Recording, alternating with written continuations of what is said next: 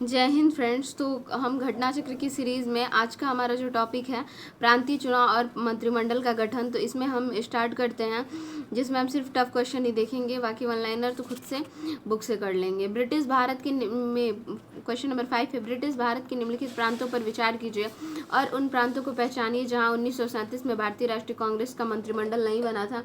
तो तीसरा और चौथा था कौन सा? तो बंगाल और पंजाब था। नेक्स्ट क्वेश्चन देखेंगे हम कि श्री कृष्ण सिंह द्वारा गठित बिहार की निर्वाचित सरकार ने फरवरी 1938 में किस कारण इस्तीफा दिया? तो राजनीतिक कैदियों को छोड़ने के कारण। उसके बाद फिर नेक्स्ट ये है कि 16 कांग्रेस प्रशासित प्रदेशों में मुस्लिमों की शिकायत संबंधी रिपोर्टों पर विचार कीजिए। तो पीरपुर रिपोर्ट है, शरीफ रिपोर्ट है और मुस्लिम सफरिंग्स अंडर कांग्रेस रूल है। तो 1 2 3 बिल्कुल सही है। तो पीरपुर रिपोर्ट कब आया था? तो 1938 में, शरीफ रिपोर्ट मार्च 1939 में और फजलुल हक मुस्लिम सफरिंग्स रिपोर्ट दिसंबर 1939 में।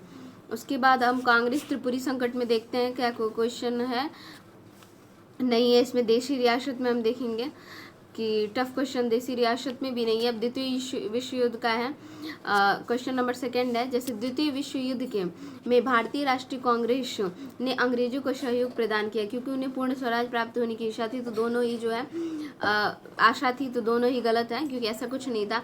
ना कांग्रेस ने भाग लिया था, भाग भी तो इसलिए नहीं लिया था क्योंकि उनको लगता था कि जो प्रकटता लोकतांत्रिक स्वाधीनता की रक्षा के लिए लड़ा जा रहा है, जबकि खुद से स्वाधीनता से वंचित रखा जा रहा हो। ठीक है, तो ये था। और उसके बाद इसमें दिया कथन और कारण में कि वर्ष 1939 में सभी प्रांतों में कांग्रेस मंत्रिमंडलों ने त्यागपत्र दे दिया। कांग्रेस ने द्वितीय विश्व युद्ध के संदर्भ में वायसराय के जर्मनी के विरुद्ध युद्ध घोषित कर देने का निर्णय को स्वीकार नहीं किया था। तो क्या ये सही है? हाँ, दोनों A8 दोनों सही है। और वर्ष 1939 में सभी प्रांत जो है कांग्रेस मंत्रिमंडलों ने त्यागपत्र दिया था, बिल्कुल दोनों ही सही है। और सबसे बड़ी बात है कि व्याख्या कर रहा है। तो अब देखेंगे लॉर्ड लिनलिथगो ने 17 अक्टूबर 1939 को भारत के जर्मनी के विरुद्ध युद्धग्रस्त घोषित कर दिया। तो सही है। और जो भारतीय विधानमंडल की सहमति के बिना ही युद्ध घोषित करने के कारण सभी प्रांतों में कांग्रेस मंत्रिमंडलों ने त्यागपत्र दे दिया। तो दोनों ही सही है इसमें। फिर हम नेक्स्ट देखेंगे ये क्वेश्चन कि वर्ष 1939 में कांग्रेस मंत्रिमंडल ने 7 प्रांतों में त्यागपत्र दे दिया। क्यों? क्योंकि A B C दोनों सही है। देखते हैं क्या है। और कांग्रेस अन्य 4 प्रांतों में मंत्रिमंडल नहीं बना पाई थी। कांग्रेस के वाम पक्ष के उदय से मंत्रिमंडल का कार्य कर सकना असंभव हो गया। उनके प्रांतों में बहुत अधिक सांप्रदायिक अशांति थी। तो इसमें D ऑप्शन दोनों सही हो जाएगा। अब हम नेक्स्ट देखेंगे। नेक्स्ट हमारा जो चैप्टर स्टार्ट होता है वो है पाकिस्तान की मांग। तो पाकिस्तान की मांग में हम देखेंगे कौन सा इसमें टफ क्वेश्चन है। तो पाकिस्तान की मांग में ये क्वेश्चन नंबर 9 है। मुस्लिमों के लिए एक पृथक देश की प्रथम बार एक निश्चित अभिव्यक्ति कहाँ हुई थी? तो ये हुई थी 1930 के मुस्लिम लीग के इलाहाबाद अधिवेशन के इकबाल के अध्यक्षीय भाषण में।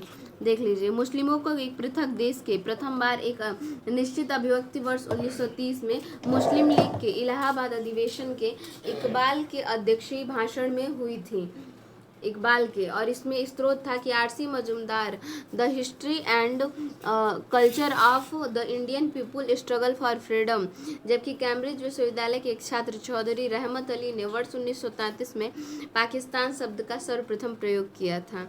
तो इसमें क्वेश्चन पूछ सकता है कि पाकिस्तान शब्द का सर्वप्रथम प्रयोग किसने किया था? तो पाकिस्तान शब्द का सर्वप्रथम प्रयोग जो है वो किसने किया था? तो कैम्ब्रिज विश्वविद्यालय के एक छात्र थे चौधरी रहमत अली। इन्होंने वर्ष 1933 में पाकिस्तान शब्द का सर्वप्रथम प्रयोग किया था। और now of never are we to leave of Paris forever नाम से वितरित अपने पैम्पलेट में किया था। ब्रिटिश भारत में 5 उत्तरी राजनीतिक इकाइयों के नाम को मिलाकर यह नाम बना था। जैसे ये इकाइयाँ थी Punjab, north west frontier province और कश्मीर, सिंध और बलूचिस्तान। नेक्स्ट हमारा चैप्टर स्टार्ट होता है व्यक्तिगत सत्याग्रह। व्यक्तिगत सत्याग्रह में हमने देखेंगे कौन सा टफ क्वेश्चन है। ये है ROE 2023 में आया हुआ है, क्योंकि घटना चक्र की जो सीरीज है ये 2024 की है। तो देखिए, अक्टूबर 1940 में गांधी जी ने कुछ चुने हुए लोगों द्वारा सीमित सत्याग्रह का आह्वान किया था। तो ये सत्य है। यह सत्याग्रह इसलिए सीमित रखा गया ताकि ब्रिटेन के युद्ध प्रयासों को ठेस पहुंचे। तो क्या ये सही है? तो ये गलत है। क्यों? क्योंकि देखते हैं यहाँ पे कि गांधी जी द्वारा जो अक्टूबर 1940 में गांधी जी ने सीमित सत्याग्रह का आह्वान किया, तो पहला तो सही है। दूसरा गलत क्यों है? अगस्त प्रस्ताव पूर्णतः स्वीकार करने के बाद 17 अक्टूबर 1940 को गांधी जी कुछ चुनिंदा व्यक्तियों द्वारा सीमित सत्याग्रह का आह्वान किए हैं। सत्याग्रह को सीमित रखा ताकि द्वितीय विश्व युद्ध के दौरान भारत में बड़े पैमाने पर उथल पुथल के कारण ब्रिटेन को शर्मिंदा न होना पड़े। हिंदी में कुछ पूछे गए प्रश्न के अनुसार विकल्प डी सत्य है, परंतु चलिए डी जो है ये सत्य है, मतलब ए सत्य है पर आर असत्य है, तो इसका राइट आंसर हो जाएगा। ध्यान देना है इसमें कि आह्वान किया तो कुछ वर्ड याद रख लेते हैं, और ठेस पहुंची, मतलब ठेस पहुंचाना गलत है, तो आर गलत है। क्रिप्स मिशन में हम देखेंगे, ये क्वेश्चन नंबर है दूसरा। ब्रिटानिया सरकार के प्रस्तावों के प्रारूप घोषणा जो सर स्टैफोर्ड क्रिप्स लाए थे, भारत को एक डोमिनियन स्थिति दी जानी चाहिए, कि सब प्रांतों और राज्यों को मिलाकर एक भारतीय संघ होना चाहिए, कि भारतीय कोई भी प्रांत या भारतीय राज्य भारतीय संघ के बाहर रहने का निर्णय ले सकते हैं, भारतीय संविधान भारत की जनता द्वारा निर्मित किया जाना चाहिए। डी ऑप्शन सही है, इसमें सभी चारों कथन जो है वो सही है। नेक्स्ट हम देखेंगे 1942 के क्रिप्स मिशन का एक महत्वपूर्ण पहलू था, क्या था? तो द्वितीय विश्व युद्ध के तुरंत पश्चात भारत संघ की स्थापना कर उसे डोमिनियन पद प्रदान करना ही 1942 का जो क्रिप्स मिशन आया था उसका महत्वपूर्ण पहलू था। फिर दिया हुआ है यहाँ पे क्वेश्चन, निम्नलिखित में से कौन सा क्रिप्स मिशन के संबंध में सही नहीं है? तो नई कार्य परिषद की नियुक्ति जिसमें हिंदुओं एवं मुसलमानों का समान प्रतिनिधित्व था। अब इसमें हम देखेंगे ये क्वेश्चन नंबर 5 है, जो कि IAS प्री 2016 का क्वेश्चन है। सर स्टैफोर्ड क्रिप्स की योजना में यह परिकल्पना की थी कि द्वितीय विश्व युद्ध के बाद भारत को डोमिनियन स्टेट दे देना चाहिए, तो डी ऑप्शन सही हो जाएगा इसमें। फिर नेक्स्ट है, निम्नलिखित कथनों पर विचार कीजिए। क्रिप्स प्रस्तावों में प्रावधान सम्मिलित है, तो क्या ये सही है? भारत की पूर्ण स्वतंत्रता के लिए, स्वाधीन निर्मात्री निकाय की रचना के लिए, तो बी ऑप्शन सही होगा। क्रिप्स में एक डोमिनियन स्टेट देने की बात थी। क्रिप्स मिशन के तहत युद्ध के पश्चात भारत को डोमिनियन अधिराज्य का दर्जा दिया जाने का प्रस्ताव था। क्रिप्स मिशन ने संविधान निर्मात्री निकाय की रचना के लिए भी प्रस्ताव किया था। यह संस्था भविष्य में ब्रिटिश राष्ट्रमंडल से पृथक होने अर्थात पूर्ण स्वतंत्रता के लिए प्रस्ताव कर सकती थी, इसलिए कथन 2 असत्य है। नेक्स्ट दिया हुआ है क्वेश्चन कि निम्नलिखित में से कौन क्रिप्स मिशन के साथ कांग्रेस के आधिकारिक वार्ताकार थे? कौन थे? तो इसमें थे श्री पंडित जवाहरलाल नेहरू एवं मौलाना आजाद थे। अब नेक्स्ट हमारा जो चैप्टर है भारत छोड़ो आंदोलन। भारत छोड़ो आंदोलन में है टफ क्वेश्चन, देखेंगे कौन सा है भारत छोड़ो आंदोलन का। तो ये है क्वेश्चन नंबर 7, जो कि दिया है भारतीय इतिहास में 8 अगस्त 1942 के संदर्भ में निम्नलिखित कथनों में कौन सा सही है? AICC द्वारा भारत छोड़ो प्रस्ताव अंगीकार किया गया था, तो पहला सही है इसमें। उसके बाद नेक्स्ट दिया है, नेक्स्ट क्वेश्चन है 14 नंबर क्वेश्चन, निम्नलिखित कथनों पर विचार कीजिए। भारत छोड़ो आंदोलन प्रारंभ करने के पूर्व दिन महात्मा गांधी ने क्या किया था? तो सरकारी कर्मचारियों को त्याग पत्र देने को कहा, और सैनिकों को अपने पद छोड़ने को कहा, राजसी रियासतों को राजाओं को अपनी जनता की प्रभुसत्ता स्वीकार करने को कहा। तो इसमें क्या सही है? तो केवल 3 इसमें सही है, राजसी वाला। और 2 गलत क्यों है? तो एक बार हम देखते हैं क्या कह रहे हैं कि भारत छोड़ो जब आंदोलन हुआ था 1942 में प्रारंभ में, तो महात्मा गांधी ने बयान दिया कि सरकारी कर्मचारी नौकरी को ना छोड़ें, लेकिन कांग्रेस के प्रति अपनी निष्ठा की घोषणा करें। सैनिक अपने देशवासियों पर गोली चलाने से इनकार कर दें, ठीक है। छात्र तभी पढ़ाई छोड़े जब आज़ादी प्राप्त हो जाने तक अपने इस निर्णय का दृढ़ रह सकें। राजा महाराजा भारतीय जनता की प्रभुसत्ता स्वीकार करें और उनकी रियासतों में रहने वाली जनता अपने को भारतीय राष्ट्र का अंग घोषित कर दे। राजाओं का नेतृत्व तभी मंजूर करें जब वे अपने भविष्य जनता के साथ जोड़ लें। तो इसमें जो है सी सही होगा, ठीक है, और बाकी सारा गलत है। कौन सा सही है? तो सी ऑप्शन। नेक्स्ट क्वेश्चन हम देखेंगे,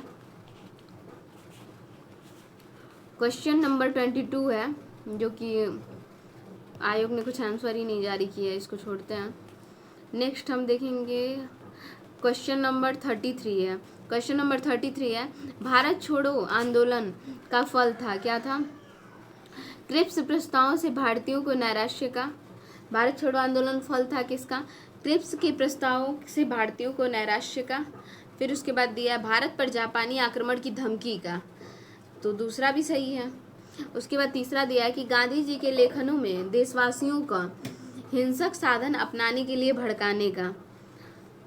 फिर है AICC द्वारा अगस्त 1942 के एक प्रस्ताव पारित करने का, तो इसमें तीसरा गलत है, बाकी जो है चौथा सही है। 1, 2, 4 बिल्कुल सही है। तो देखिए मार्च 1942 में जयकृष मिशन की विफलता से यह स्पष्ट हो गया कि ब्रिटिश सरकार युद्ध में भारत की अनिच्छुक साझेदारी को तो बरकरार रखना चाहती है, लेकिन किसी सम्मानजनक समझौते के लिए तैयार नहीं है। करो या मरो वाले अपने भाषण से गांधी जी ने साफ साफ कह दिया कि मैं रूस या चीन की हार का औजार नहीं बनना चाहता।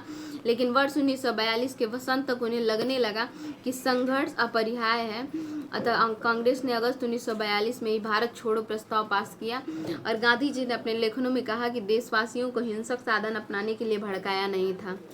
उसके बाद हम नेक्स्ट क्वेश्चन देखेंगे 36, भारतीय स्वतंत्रता आंदोलन के संदर्भ में उषा मेहता की ख्याति क्या थी? तो भारत छोड़ो आंदोलन की बेला में गुप्त कांग्रेस रेडियो चलाने हेतु ये थी। 36 का ए नंबर क्वेश्चन है, 36 का ए आंसर होगा। नेक्स्ट हम देखेंगे दिया हुआ है 44, भारत छोड़ो आंदोलन से उत्पन्न दंगे किस क्षेत्र में सबसे अधिक व्यापक रहे हैं? किस क्षेत्र में? तो डी ऑप्शन हो जाएगा इसमें, बिहार में रहे हैं और संयुक्त प्रांत में रहे हैं। बिहार में और किस में? तो संयुक्त प्रांत में रहे हैं। किस क्षेत्र में सबसे अधिक व्यापक रहे हैं? तो बिहार और संयुक्त प्रांत में रहे हैं। उसके बाद है क्वेश्चन नंबर 44, लॉर्ड लिनलिथगो ने 1942 के अगस्त आंदोलन को सिपाही विद्रोह के बाद सर्वाधिक गंभीर विद्रोह कहा था। कुछ क्षेत्रों में किसान व्यापक जन आंदोलन में उठ खड़े हुए थे, तो इसमें क्या सही हो जाएगा? इसका राइट आंसर हो जाएगा ए आर दोनों सही और व्याख्या भी करता है। जैसे दिया है 1942 का जब अगस्त आंदोलन को सिपाही विद्रोह के बाद सर्वाधिक गंभीर विद्रोह कहा था। ठीक है, कुछ क्षेत्रों में किसान व्यापक जन आंदोलन में उठ खड़े हुए थे, तो ए आर दोनों सही और व्याख्या भी है।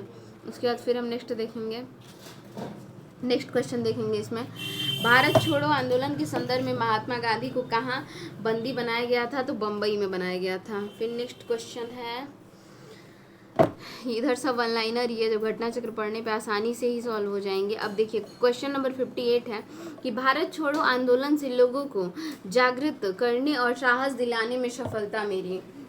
करो या मरो का नारा लोगों के मन में प्रवेश कर गया था, क्या ये सही है?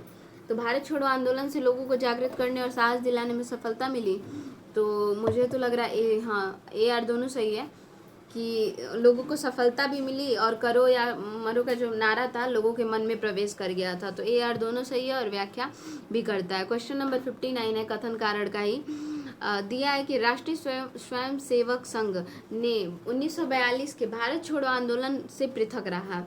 ठीक है, उसके बाद दिया है इसका विचार था कि इस आंदोलन से भारत की स्वतंत्रता में देर होगी, तो पहला तो सही है लेकिन इसका विचार गलत है, जो कि हम यहाँ देखेंगे। राष्ट्रीय स्वयं सेवक संघ 1942 के भारत छोड़ो आंदोलन से पृथक रहा। वर्ष 1940 से लेकर विदेशी सत्ता के 1947 में समाप्त होने तक किसी भी राष्ट्र के आंदोलन में संघ की कोई भूमिका नहीं थी। बस ये इसका कोई विचार ऐसा कुछ नहीं था, तो सी ऑप्शन हो जाएगा, ए सत्य है परंतु आर असत्य है। नेक्स्ट दिया है कि भारत छोड़ो आंदोलन के परिणाम स्वरूप अंग्रेज और मुसलमान कांग्रेस के प्रति समान घृणा के कारण एक दूसरे के नज़दीक आ गए। जो मुसलमान थे वो कांग्रेस के प्रति समान घृणा के कारण एक दूसरे के नज़दीक आ गए। अंग्रेज और मुसलमान, जिन्ना ने ब्रिटिश सरकार के पक्के सहयोगी की तरह कार्य किया और मुसलमानों को 1942 में कांग्रेस आंदोलन से दूर रहने के लिए कहा, तो ए आर दोनों सही है और स्पष्टीकरण भी करता है। जैसे देखिए मुस्लिम लीग ने जिन्ना के नेतृत्व में भारत छोड़ो आंदोलन की निंदा की। जिन्ना ने कहा कि यदि अंग्रेज भारत छोड़ दें तो भारत में जंगल राज लागू हो जाएगा। फलतः मुसलमान जो थे वो अंग्रेजों के नज़दीक चले गए थे भारत छोड़ो आंदोलन के दौरान। उसके बाद हमारा क्वेश्चन है 64 कि नीचे कुछ स्थानों की सूची दी गई है जिसका नामोल्लेख कीजिए जहां भारत छोड़ो आंदोलन में समानांतर सरकारों की स्थापना की गई थी। तो इसमें हो जाएगा बलिया है और सतारा है, 1 और 2 है, बलिया और सतारा है। भारत छोड़ो आंदोलन की एक महत्वपूर्ण विशेषता थी कि देश के कई स्थानों पर समानांतर सरकार की स्थापना। 1942-43 के दौरान देश में 3 प्रमुख स्थानों पर समानांतर सरकार का गठन किया गया था। बलिया अगस्त 1942 में चित्तू पांडे के नेतृत्व में था। चित्तू पांडे। तामलुक था जो कि मिदनापुर बंगाल दिसंबर में 1942 से 1944 तक, और यहाँ जो जातीय सरकार ने तूफान पीड़ितों की सहायता के लिए कार्यक्रम बनाया था। और उसके बाद थर्ड था सतारा जो कि अगस्त 1943 में मई 1946 तक सबसे लंबे समय तक चलने वाली सरकार थी। उसके बाद हम नेक्स्ट क्वेश्चन देखेंगे कि निम्नलिखित में से किस वर्ष बंगाल के मिदनापुर जिले में जातीय सरकार की स्थापना हुई थी। तो 1942 में। वन लाइनर है, वन लाइनर खुद से ही करना है वरना वीडियो तो इतनी घंटों की हो जाएगी। नेक्स्ट है 69 नंबर क्वेश्चन। भारत छोड़ो आंदोलन भारतीय राष्ट्रीय आंदोलन की पराकाष्ठा थी। भारत छोड़ो आंदोलन के पश्चात शक्ति हस्तांतरण की प्रक्रिया की खोज समय का तकाजा था। क्या सही है? AR दोनों सही और व्याख्या भी करता है भारत छोड़ो आंदोलन के में। अब एक क्वेश्चन ये IAS प्री 2010 का क्वेश्चन है कि भारत छोड़ो आंदोलन के उपरांत सी राजगोपालाचारी ने दी वे आउट नामक पंफलेट जारी किया। निम्नलिखित में से कौन सा एक प्रस्ताव इस पंफलेट में था? तो संवैधानिक गतिरोध का हल। क्या था? तो संवैधानिक गतिरोध का हल। अखिल भारतीय मुस्लिम लीग तथा भारतीय राष्ट्रीय कांग्रेस के बीच संवैधानिक गतिरोध को दूर करने के लिए सी राजगोपालाचारी ने वर्ष 1944 में दी वे आउट नामक प्रपत्र जारी किया जिसका कांग्रेस की ओर से विरोध किया गया, और गांधी जी ने जिन्ना से अपनी बातचीत इस प्रस्ताव पर चर्चा की कि जिसे जिन्ना ने अस्वीकार कर दिया। अब नेक्स्ट हम इसमें देखेंगे ऑपरेशन रूबिकान वह कूट शब्द है जिसे भारत में ब्रिटिश सरकार द्वारा निम्नलिखित में से किस संदर्भ में प्रयोग में लाया जाना था। तो जेल में गांधी जी का आमरण अनशन था। उसके बाद नेक्स्ट हमारा चैप्टर स्टार्ट होता है सुभाष चंद्र बोस और आज़ाद हिंद फौज। तो इसमें हम देखते हैं सुभाष चंद्र बोस और आज़ाद हिंद फौज में कौन से टफ क्वेश्चन है। तो देखिए ये है INA मानसिक पुत्र था किसका? ज्ञानी प्रीतम सिंह का और मेजर आईविची फुजीवारा। दिसंबर 1941 में उत्तरी मलय के जंगलों में कैप्टन मोहन सिंह के नेतृत्व में पंजाब रेजिमेंट की टुकड़ी जापानी सेना से पराजित हुई। इस टुकड़ी के अंग्रेज लेफ्टिनेंट कर्नल LV फिट्जपैट्रिक जापान के युद्धबंदी हुए, किंतु बैंकॉक निवासी भारतीय सिख ज्ञानी प्रीतम सिंह ने जिम्मेदारी लेने पर कैप्टन मोहन सिंह एवं अन्य भारतीय सैनिकों को युद्धबंदी के बजाय जापान के मित्र को दर्जा दिया। ज्ञानी प्रीतम सिंह गदर पार्टी के सदस्य थे। ज्ञानी प्रीतम सिंह कौन थे? तो गदर पार्टी के सदस्य थे और बैंकॉक में भारतीय स्वतंत्रता के लिए कार्यरत थे। श्री प्रीतम सिंह जापान के सहयोग से स्वतंत्र भारतीय सेना का गठन करना चाहते थे। वस्तुतः जापान के मेजर आईवाची फुजीवारा एवं ज्ञानी प्रीतम सिंह ने कैप्टन मोहन सिंह को इंडियन नेशनल आर्मी के नेतृत्व करने के लिए उत्साहित किया। दिसंबर 1941 के अंत में कैप्टन मोहन सिंह इसके लिए सहमत हो गए और 15 जुलाई 1942 को मोहन सिंह के नेतृत्व में इंडियन नेशनल आर्मी का गठन किया गया, जिसमें जापान के मलय अभियान के तहत पराजित ब्रिटिश सेना के भारतीय सैनिकों को शामिल किया गया। उसके बाद हम नेक्स्ट क्वेश्चन देखेंगे। यहाँ पे नेक्स्ट हमारा जो टफ क्वेश्चन ही देखना, वन लाइनर तो खुद से ही कवर करनी है, मैं बार बार इसीलिए बता रही हूँ। अब नेक्स्ट हमारा जो टफ क्वेश्चन है 37 नंबर जो है, औपनिवेशिक भारत के संदर्भ में शाहनवाज खान, प्रेम कुमार और सहगल और गुरबख्श सिंह ढिल्लो याद किए जाते हैं किस लिए? आज़ाद हिंद फौज और इंडियन नेशनल आर्मी के अधिकारियों के रूप में। फिर नेक्स्ट क्वेश्चन यहाँ दिया है कि वर्ष 1945 की प्रमुख घटनाएं निम्नलिखित हैं, तो कौन कौन सी हैं? तो देखिए शी है 1, 2 और 4। वेवेल योजना 1945 की है। फिर है शिमला, जो वेवेल योजना थी वो 14 जून 1945 की थी। शिमला योजना जो थी 25 जून 19 से 14 जुलाई 1945 तक की थी। नौसेना विद्रोह जो 1946 है, लेकिन आज़ाद हिंद फौज जो मुकदमा है नवंबर 1945 तक है। फिर नेक्स्ट हमारा चैप्टर स्टार्ट होता है कैबिनेट मिशन योजना जो कि 1946 का है। इसको हम देखते हैं इसमें क्या सही है। तो इसका जो टफ क्वेश्चन है ये है 15 नंबर, कैबिनेट मिशन के संदर्भ में निम्नलिखित कथनों में से कौन सा कथन सही है? ए ऑप्शन है, इसने एक संघीय सरकार के लिए सिफारिश किया था। तो इसमें यही सही है। कैबिनेट मिशन जो था इसने एक संघीय सरकार के लिए सिफारिश किया था, केवल 1 इसमें सही है। और बाकी देखिए एक बार कैबिनेट मिशन को समझ लेते हैं अच्छे से। कैबिनेट मिशन जो था 24 मार्च 1946 को दिल्ली पहुंचा और भारत के विभिन्न राजनीतिक दलों से लंबी बातचीत हुई। चूंकि भारत की प्रमुख राजनीतिक पार्टियां मुस्लिम लीग कांग्रेस के मध्य भारत की एकता तथा बंटवारे के विषय में समझौते नहीं हो सका, इसलिए शिष्टमंडल ने अपनी ओर से समस्या का हल प्रस्तुत किया। ये प्रस्ताव वायसराय लॉर्ड वेवेल शिष्टमंडल ने एक संयुक्त वक्तव्य में 16 मई 1946 को प्रकाशित किया और लंबे समय की योजना के रूप में कैबिनेट मिशन ने पाकिस्तान मांग को अस्वीकार कर दिया। कैबिनेट मिशन के अन्य सुझाव निम्नलिखित थे। कौन कौन से? जैसे कि भारत में ब्रिटिश भारत रियासतों का एक मिला जुला संघ होना चाहिए जो विदेशी मामले और रक्षा तथा संचार साधनों की देखभाल करे, उनके लिए कर लगा सके। संघ की कार्यकारिणी और विधानमंडल में ब्रिटिश भारत और रियासतों के प्रतिनिधित्व होने चाहिए। प्रांतों को केंद्रीय विषय को छोड़कर शेष सभी मामलों में पूर्ण स्वायत्तता प्राप्त हो और शेष शक्तियाँ उन्हीं के पास हो। किसके पास? तो प्रांतों को। और प्रांतों को छोटे बड़े गुट बनाने का अधिकार हो। इन गुटों के क्या अधिकार होंगे, इसका निर्णय वो स्वयं करेंगे। फिर था इसमें प्रांतों को 3 वर्ग अ, ब तथा स में बांटने की बात। हिंदू बहुसंख्यक प्रांत मद्रास, बम्बई, मध्य प्रांत, बरार, संयुक्त प्रांत, बिहार, उड़ीसा वर्ग अ में आते थे। ठीक है। मुस्लिम बहुसंख्यक प्रांत वर्ग बी में आते थे, जैसे कि पंजाब, उत्तर पश्चिमी सीमा। और वर्ग स में बंगाल तथा असम आते थे। थोड़ा इम्पोर्टेंट है ये। एक बार और वर्ग देख लेते हैं कि जैसे वर्ग अ में कौन कौन आते थे। मद्रास, बम्बई, मध्य प्रांत और बरार, संयुक्त प्रांत, बिहार, उड़ीसा। और वर्ग ब में पंजाब, उत्तर पश्चिम और सिंध। और वर्ग स में बंगाल और असम। मुख्य आयुक्त के प्रांत दिल्ली, अजमेर, मारवाड़ा तथा कुर्ग वर्ग अ तथा बलूचिस्तान वर्ग ब में सम्मिलित होंगे। नेक्स्ट क्वेश्चन नंबर 17 है। कैबिनेट मिशन निम्नलिखित में से किसके लिए भारत भेजा गया था? कैबिनेट मिशन किसके लिए भारत भेजा गया था? तो इसका राइट आंसर हो जाएगा कि सत्ता के हस्तांतरण के लिए एक संवैधानिक व्यवस्था तैयार करने के लिए भेजा गया था। कैबिनेट मिशन भारत में ब्रिटिश सत्ता के हस्तांतरण के लिए एक संवैधानिक व्यवस्था तैयार करने के लिए भेजा गया था, न कि पाकिस्तान के लिए जिन्ना की मांग वगैरह ये सब नहीं था। क्वेश्चन नंबर 18 है कि 1946 में मुस्लिम लीग ने कैबिनेट मिशन प्लान के लिए दी गई अपनी स्वीकृति वापस ले ली। 1946 में गठित अंतरिम सरकार में मुस्लिम लीग शामिल हुई थी।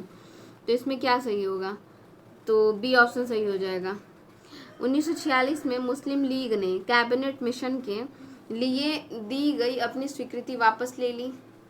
ठीक है। कैबिनेट मिशन के प्लान के लिए दी गई अपनी स्वीकृति वापस ले ली। और 1946 में गठित अंतरिम सरकार में मुस्लिम लीग शामिल हुई थी। तो ए और कारण दोनों सही है, लेकिन व्याख्या नहीं करते हैं। ठीक है। कैबिनेट मिशन प्लान के कारण मुस्लिम लीग शामिल हुई थी, ये कारण मतलब इसकी व्याख्या नहीं है। नेक्स्ट हम देखते हैं। नेक्स्ट हमारा स्टार्ट हो रहा है संविधान सभा।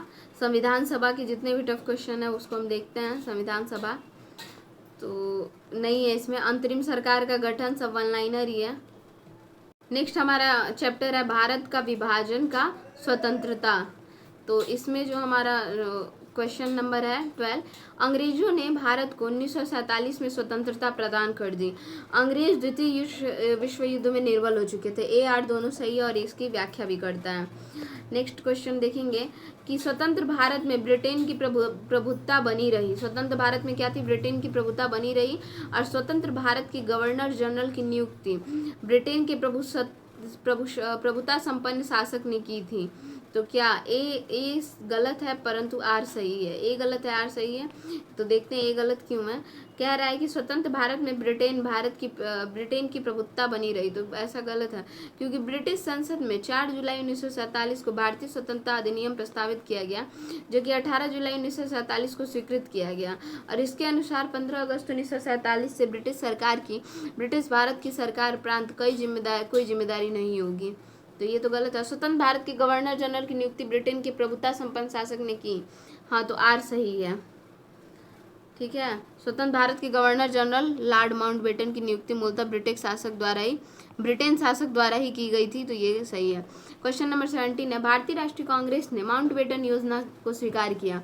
वह द्विराष्ट्र सिद्धांत को मानती थी।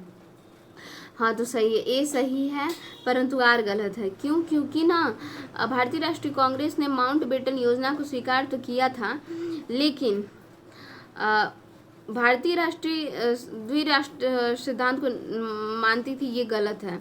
इसलिए कि सांप्रदायिक दंगों के बढ़ते खतरों से निपटने का यही विकल्प था, इसलिए उसने माउंटबेटन योजना को स्वीकार किया। किसने?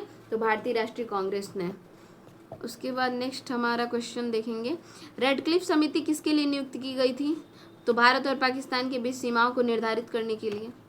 तो ये क्वेश्चन था। तो नेक्स्ट क्वेश्चन हम देख लेते हैं। इसमें नेक्स्ट क्वेश्चन है, सब वन लाइनर ही है। इसमें क्वेश्चन यहाँ दिया हुआ है 38 नंबर, बिल्कुल प्रारंभ में भारत के राष्ट्रपति के पद पर आसीन व्यक्तियों का निम्नलिखित में से कौन सा सही क्रम है?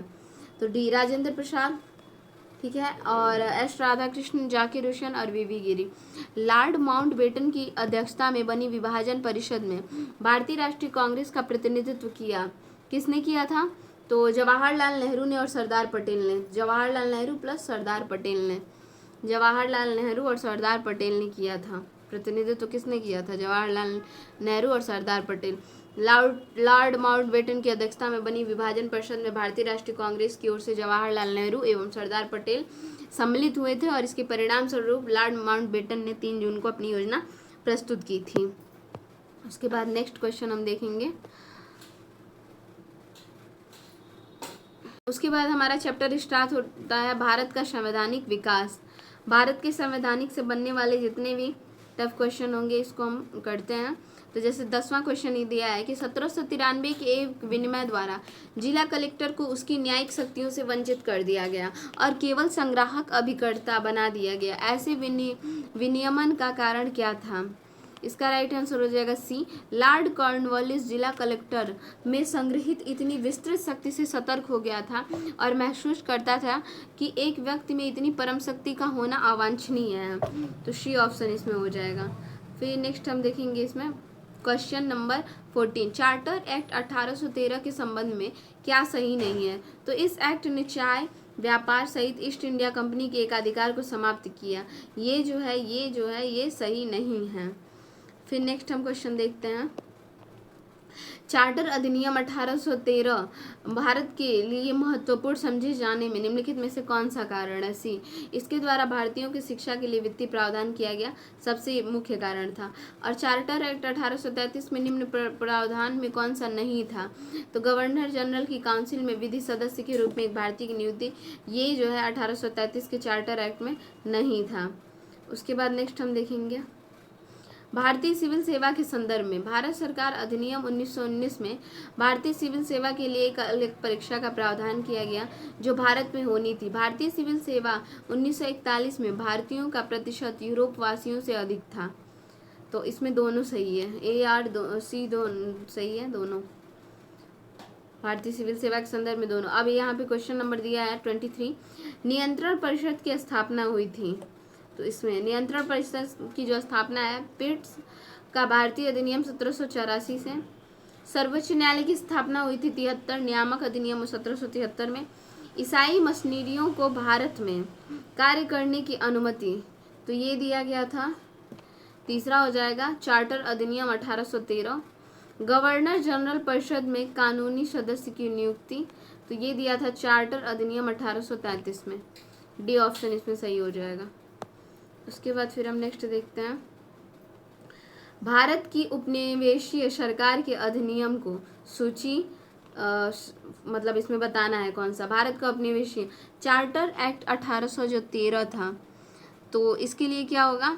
तो भारत में कंपनी का व्यापार एकाधिकार समाप्त कर दिया गया। इधर से हम पढ़ते हैं क्वेश्चन। पहले क्या दिया यहाँ पे, भारत में ईस्ट इंडिया कंपनी के कार्यों को पूरी तरह विनियमित करने के लिए ब्रिटेन में कई बोर्ड ऑफ कंट्रोल स्थापित करना। तो इसका क्या था? इसका जो राइट आंसर था ये किससे संबंधित था? तो इसका था डी का 1, इसका हो जाएगा पिट्स इंडिया एक्ट 1784 से। ये बोर्ड वाला जो था क्या दिया है, बोर्ड ऑफ कंट्रोल स्थापित करना। उसके बाद दिया भारत में कंपनी का व्यापार एकाधिकार समाप्त कर दिया। तो इसका क्या था, इसका राइट आंसर था ये चार्टर एक्ट 1813। जो भारत में कंपनी का व्यापार था तो कैसे समाप्त किया गया, तो इसका था 1813 चार्टर एक्ट। उसके बाद 1813 था इसका, 1813। फिर दिया शासन का अधिकार ईस्ट इंडिया कंपनी से ब्रिटिश क्राउन को हस्तांतरित कर दिया गया। तो ये 1858। कंपनी के निदेशक को कंपनी के प्रबंध से संबंधित सभी पत्राचार और दस्तावेज ब्रिटिश सरकार को प्रस्तुत किए गए। तो ये रेगुलेटिंग एक्ट 1773 था। नेक्स्ट क्वेश्चन हम देखते हैं। क्वेश्चन नंबर 49 दिया है कि भारत सरकार अधिनियम 1919 के प्रवर्तन के साथ शासन का ढांचा और उसकी विशेषता एकात्मक और केंद्रीय हो रही। सत्ता का एक बड़ा भाग प्रांतों को प्रत्यायोजित किया गया था। तो इसका हो जाएगा ए गलत है परंतु आर सही है। भारत का सरकार का अधिनियम 1919 का प्रवर्तन साथ शासन का ढांचा और उसकी विशेषता जो थी वो एकात्मक और केंद्रीय ही रही। तो ये गलत है लेकिन आर सही है। सत्ता का एक बड़ा भाग प्रांतीय प्रत्यायोजित किया गया था। अब इसमें दिया है कि द्विशासन। नेक्स्ट, द्विशासन का अर्थ प्रशासन के विषयों को दो वर्गों में विभाजन था। प्रांतों में उत्तरदायी शासन को बोध का प्रवर्तन कराने का प्रयत्न किया गया था। तो इसमें भी दोनों ही सही है, ए आर दोनों सही है। उसके स्पष्टीकरण भी करता है। द्विशासन का अर्थ प्रशासन के विषयों को दो वर्गों में विभाजन था और प्रांतों में उत्तरदायी शासन का बोध का प्रवर्तन करने का प्रयत्न था। फिर नेक्स्ट यहाँ दिया भारत सरकार अधिनियम 1935 के मुख्य तथ्यों में सम्मिलित हैं। भारत सरकार अधिनियम में 1935 के मुख्य तत्वों में सम्मिलित हैं क्या, तो इसमें दिया है एक संघ का प्रावधान 1 व 2 और प्रांतों में स्वायत्तता देना। तो 1 व 2 था, एक संघ का प्रावधान और प्रांतों का स्वायत्तता देना, 1 व 2 सही था। नेक्स्ट क्वेश्चन दिया है 55 नंबर। 1935 के भारत सरकार अधिनियम की कुछ विशेषताएं थी, कौन कौन सी थी। गवर्नर प्रांतों में द्वैध शासन की समाप्ति, ये थी विशेषता। गवर्नरों को विधायी क्रियाओं में निषेधाधिकार, वीटो की शक्ति तथा स्वयं द्वारा विधि बनाना। तो 1 और 2 सही है। सांप्रदायिक प्रतिनिधित्व के नियम की समाप्ति, ये गलत है। 1 और 2 इसका राइट आंसर हो जाएगा। नेक्स्ट दिया है गवर्नर ऑफ इंडिया एक्ट 1935 में गवर्नमेंट ऑफ इंडिया एक्ट 1935 के बारे में दिया। प्रांतीय सुशासन का उपबंध था, सही। एक संघीय न्यायालय फेडरल कोर्ट का स्थापना उपबंध था, ये भी सही है। केंद्र में अखिल भारत संघ का उपबंध था। तो डी 1, 2, 3 सही है। फिर नेक्स्ट दिया है कि वर्ष 1935 के भारत अधिनियम द्वारा प्रस्तावित फेडरल यूनियन में राजसी प्रांतों को शामिल करने के पीछे अंग्रेजों की असली मंशा थी राष्ट्रवादी नेताओं के साम्राज्यवाद विरोधी सिद्धांतों को व्यर्थ करने के लिए राजाओं को इस्तेमाल करना। क्या, राजाओं का इस्तेमाल करना। राष्ट्रवादी नेताओं के साम्राज्यवाद विरोधी सिद्धांतों को व्यर्थ करने के लिए राजाओं का इस्तेमाल करना। डी ऑप्शन इसमें सही हो जाएगा। IAS प्री 2002 का क्वेश्चन है ये कि 1935 के भारत अधिनियम द्वारा प्रस्तावित फेडरल यूनियन में राजसी प्रांतों को शामिल करने के पीछे अंग्रेजों की असली मंशा क्या थी। नेक्स्ट क्वेश्चन हम देखेंगे ये केंद्रीय विधानसभा के निम्नांकित में से कौन सा निर्वाचन भारत शासन अधिनियम 1919 के तहत हुआ था। तो इसका सी हो जाएगा आंसर। क्या है आंसर सी में, ए और सी मतलब कि 1926 और 1945। 1937 नहीं है। भारत शासन अधिनियम 1919 के तहत हुआ जो निर्वाचन 1926 1945। नेक्स्ट क्वेश्चन दिया हुआ है कि द रेगुलेटिंग एक्ट 1773 जो है बी, इसमें कौन सा सही होगा। तो इसका बी ऑप्शन हो जाएगा। B option, the regulating act 1773 जो था वो सुप्रीम कोर्ट की स्थापना हुई थी। फिर दिया है भारतीय परिषद अधिनियम 1909 सांप्रदायिक निर्वाचन मंडल का प्रारंभ। फिर है भारतीय सरकार अधिनियम 1919 तो ये 2 द्वैध शासन का प्रारंभ। भारत सरकार अधिनियम 1935 प्रदेश में स्वायत्तता के लिए प्रावधान। फिर नेक्स्ट क्वेश्चन हम देखेंगे इसमें आधुनिक इतिहास की विविध, बहुत इंपॉर्टेंट है, इससे तो मतलब क्वेश्चन बहुत अच्छे से मिलते हैं। इसमें सारा अच्छा टॉपिक दिया है, ये उसी टॉपिक का सारा विविध है। तो इसमें हम पढ़ते हैं पहला क्वेश्चन से, IAS प्री 2005 का क्वेश्चन है, इसको नेक्स्ट वीडियो में कवर करते हैं।